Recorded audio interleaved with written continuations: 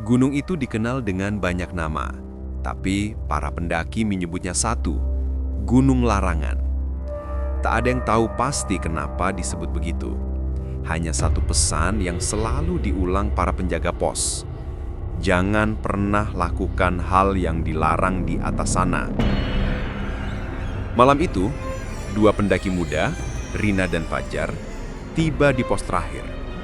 Mereka tertawa, mengabaikan angin dingin yang membawa bisikan aneh dari hutan. Di balik senyum mereka, ada rasa sombong khas anak muda yang tak percaya tahayul. Saat langit mulai hitam total, kabut turun begitu cepat. Rina menatap ke langit yang tanpa bintang, lalu bergumam, "Tenang aja, besok kita lihat sunrise bareng." Tapi, di balik kabut itu, seolah sesuatu mendengar dan tersenyum. Mereka tak tahu, malam itu bukan malam biasa. Bukan kabut yang turun, tapi arwah yang bangun. Dan dari sinilah kisah mereka dimulai. Kisah tentang cinta, kesombongan, dan harga yang harus dibayar di bawah langit yang tak lagi mengenal pagi. Setiap gunung memiliki penjaganya, dan setiap puncak punya rahasia yang tak boleh disentuh. Gunung Argalintang diselimuti kabut abadi dan cerita-cerita yang tak pernah berani diucapkan dengan lantang. Banyak pendaki yang tahu, tapi sedikit yang percaya bahwa ada satu tempat di atas sana, tempat di mana manusia tak seharusnya bermalam. Rina, mahasiswi jurusan arsitektur yang dikenal berani dan keras kepala, memutuskan mendaki gunung itu bersama kekasihnya, Fajar. Mereka bukan pendaki profesional, hanya dua anak muda yang mencari ketenangan dari hiruk-pikuk kota besar. Tapi di balik niat itu, ada rasa ingin tahu yang berbahaya. Apa benar gunung ini terlarang karena arwah penjaga? Di pos pendakian, mereka disambut penjaga tua yang hanya diam, menatap tanpa ekspresi.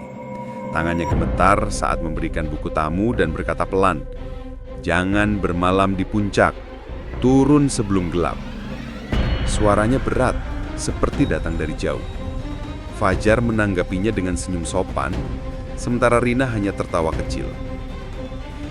Jalur pendakian terasa aneh sejak awal. Tidak ada burung, tidak ada serangga, hanya desiran angin yang terdengar seperti bisikan panjang. Hujan gerimis mulai turun membasahi rambut dan jaket mereka. Kabut perlahan menutupi jalan setapak, membuat jarak pandang tinggal beberapa meter saja. Tapi Rina terus berjalan, seolah gunung itu memanggilnya. Saat senja datang, mereka sampai di sebuah lapangan kecil di puncak, dikelilingi pohon-pohon besar berlumut. Di tengah kabut, tempat itu terlihat menakutkan sekaligus indah. "Kita pasang tenda di sini aja ya," ujar Rina. Fajar ragu sejenak, tapi akhirnya setuju.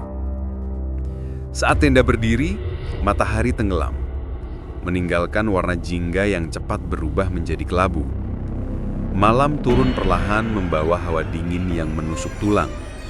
Hujan tak lagi deras, hanya rintik halus yang jatuh di atas tenda biru mereka.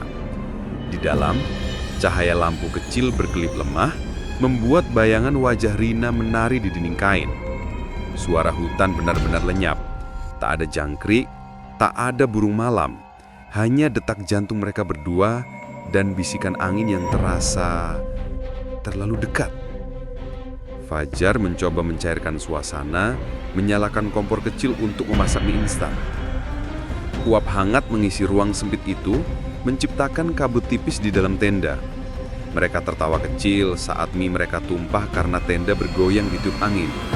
Tapi di tengah tawa itu, Rina tiba-tiba terdiam. Matanya menatap kain tenda. Ada bayangan seseorang berdiri di luar. Tak bergerak, hanya diam di tengah hujan. "Fajar, ada orang di luar," bisik Rina pelan. Fajar mematikan kompor, mendekati pintu tenda, membuka sedikit resletingnya. Udara dingin langsung menyerbu masuk. Lampu senter diarahkan keluar, tapi hanya ada kabut tebal, menelan semua cahaya. Tidak ada siapa-siapa, Tapi saat Fajar menutup kembali tenda, dia mendengar suara langkah. Berjalan perlahan, memutari tenda dari luar. Malam semakin larut. Rina mencoba tidur tapi suara itu terus datang. Langkah, desah nafas, dan kadang-kadang bisikan samar yang menyebut namanya. Fajar menggenggam tangannya erat. Dia mencoba menenangkan Rina dengan kata-kata, tapi matanya tak lepas dari pintu tenda. Lalu, dari luar, terdengar suara perempuan memanggil pelan. "Fajar?" Fajar tersentak. Dia tahu itu bukan suara Rina. Dengan hati-hati, dia menoleh, memastikan kekasihnya masih di dalam tenda. Dan benar, Rina masih terbaring ketakutan. Tapi suara itu kini semakin dekat, persis di luar tenda. Lalu, tenda itu bergoyang pelan, seperti ada tangan yang menyentuhnya dari luar. Seketika, mereka berdua menahan nafas, tak berani bergerak sedikit pun. Fajar tak tahan lagi. Dia berbisik pelan pada Rina, menyuruhnya tetap di dalam, lalu meraih senter dan keluar dari tenda. Udara di luar sungguh sangat dingin, menusuk hingga tulang. Kabut menutup semua arah, dan suara langkahnya di tanah basah terdengar terlalu keras di tengah kesunyian. Dia memutar senter ke segala arah, namun cahaya itu seolah terhisap oleh kabut. "Halo? Ada orang?" Suaranya menggema pendek, terpantul oleh kabut. Tak ada jawaban. Tapi tiba-tiba, dari arah pepohonan, terdengar suara langkah tergesa, seolah seseorang berlari menjauh. Dia menyorotkan senter ke arah itu, dan hanya melihat bayangan hitam melintas cepat di antara pepohonan. Dadanya berdegup keras. Dia mulai mundur perlahan. Saat Fajar hendak kembali ke tenda, langkahnya terhenti. Di hadapannya, di antara kabut, berdiri sosok wanita berpakaian putih lusuh. Rambut panjang menutupi wajah, tubuhnya basah kuyup. Ia berdiri diam, kepala sedikit miring, dan suaranya lirih, seperti berbisik tertahan di tenggorokan. "Kenapa kalian di sini?" Fajar terpaku. Suaranya tercekat, tubuhnya kaku. Tapi sosok itu perlahan mengangkat kepalanya, dan di bawah rambut basahnya, bukan wajah manusia, melainkan rongga hitam kosong dengan suara gemerisik seperti daun kering. Fajar menjerit tertahan, menjatuhkan senter, lalu berlari ke arah tenda secepat mungkin. Napasnya memburu di antara kabut. Di dalam tenda, Rina menunggu dengan panik. Ia mendengar langkah tergesa di luar, lalu suara resetling tenda ditarik terburu-buru. Fajar masuk dengan wajah pucat dan napas tersengal. "Kita harus turun sekarang," katanya dengan suara bergetar. Tapi sebelum Rina sempat menjawab, sesuatu menimpa tenda mereka dari luar, keras, berat, seperti batang pohon atau tubuh manusia yang jatuh. Tenda mereka hampir roboh, diterpa sesuatu dari luar. Rina menjerit, menatap ke atas saat kain tenda menekuk, memperlihatkan bayangan tangan-tangan panjang menekan dari luar, bergerak seperti akar yang hidup. Fajar menarik Rina keluar dari tenda, dan keduanya berlari tanpa arah, menembus kabut pekat. Suara langkah mereka bergema, namun anehnya, gema itu terasa datang dari banyak arah, seolah lebih dari 2 orang yang berlari. "Turun ke arah manapun, jangan lihat ke belakang," teriak Fajar. Tapi Rina menoleh sekilas dan seketika menyesal. Di balik kabut, ratusan sosok samar berdiri diam di antara pepohonan. Tubuh mereka pucat, berpakaian seperti para pendaki dari masa berbeda. Sebagian tanpa wajah, sebagian dengan kepala tertunduk. Mereka hanya menatap, seolah menunggu. Rina hampir pingsan karena panik. Mereka terus berlari menuruni jalur curam hingga tiba di tepi jurang kecil. Di bawahnya hanya terlihat kabut yang bergulung tanpa dasar. Fajar menatap ke bawah, lalu ke belakang. Sosok-sosok itu semakin dekat, bergerak tanpa suara. Ia menggenggam tangan Rina kuat-kuat, mencoba berpikir, tapi rasa takut membuat logikanya mati. Dari balik kabut terdengar suara yang mereka kenal. Suara penjaga pos pendakian. Turunlah, cepat, sebelum mereka menarikmu ke puncak selamanya. Rina dan Fajar saling pandang, lalu berlari menuruni jalur lain yang tampak samar. Namun setiap langkah terasa makin berat, seolah tanah menahan kaki mereka. Napas semakin pendek, tubuh seolah terseret oleh sesuatu dari belakang. Saat Fajar hampir jatuh, Rina menarik tangannya, tapi dalam sekejap, kabut di depan mereka membuka sedikit, dan terlihat tenda mereka masih berdiri utuh, dengan dua sosok di dalamnya. Rina terpaku. Tenda itu sama persis, bahkan posisi lampu dan jaket mereka. Ia melangkah maju pelan dan melihat dirinya sendiri sedang tidur bersama Fajar di dalam tenda. Fajar mundur pelan. Matanya tak percaya dengan apa yang dilihat. Itu kita. Suaranya bergetar, nyaris tak keluar. Di dalam tenda, bayangan mereka berdua tampak tidur tenang, seperti tak terganggu badai. Tapi yang paling menyeramkan, dada mereka tidak bergerak sama sekali. Tidak ada napas, hening total, hanya suara rintik hujan di dedaunan. Rina berteriak memanggil dirinya sendiri, mencoba membuka tenda, tapi tangannya justru menembus kainnya seperti menembus asap.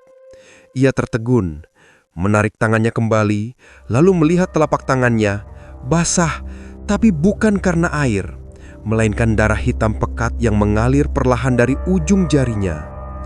Fajar menatap sekeliling, menyadari bahwa kabut kini bergerak melingkar di sekitarnya, seperti pusaran. Suara-suara samar terdengar, bisikan para pendaki, doa-doa terakhir, jeritan tertahan. Di tengah pusaran itu, sosok-sosok tadi muncul kembali. Kini semakin jelas. Mereka tersenyum, wajahnya pucat, matanya kosong. Salah satu dari mereka menunjuk lurus ke arah Fajar dan berkata pelan, "Kau sudah menjadi bagian dari kami." Rina berlari ke arah Fajar, tapi tubuhnya terasa ringan, nyaris melayang. Kakinya tidak lagi menjejak tanah. Ia menatap ke bawah, bayangannya sudah tidak ada. Napas tercekat, ia menatap Fajar yang kini berdiri kaku. Lelaki itu memoleh kepadanya perlahan, dengan tatapan kosong dan senyum yang bukan miliknya. Kita gak pernah turun dari gunung ini, Rin." Saat kabut mulai menelan mereka, kamera bergerak perlahan ke atas, menembus awan. Dari ketinggian, terlihat puncak gunung yang sunyi. Di antara bebatuan dan kabut, tampak sebuah tenda biru berdiri, dikelilingi banyak tenda lain yang sudah robek dan berlumut. Semuanya kosong, kecuali dua sosok samar yang duduk bersandingan di depan tenda, menatap kabut tanpa ekspresi. Mereka tetap di sana, selamanya.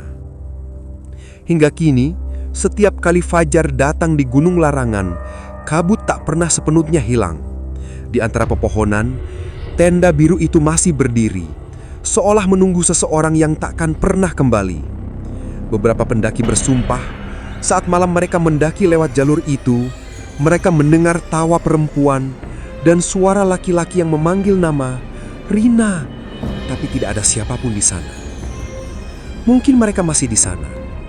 Dua jiwa muda yang melanggar batas, terjebak di antara dunia. Bukan karena mereka jahat, tapi karena gunung itu tak suka dilanggar. Gunung menyimpan segalanya, termasuk rahasia mereka yang tak sempat kembali. Jadi kalau kau mendaki ke sana, jangan tertawa terlalu keras di malam hari. Kadang-kadang, gunung mendengar dan membalas. Kutukan Gunung Larangan, sebuah kisah tentang kesalahan kecil yang berakhir abadi di antara kabut.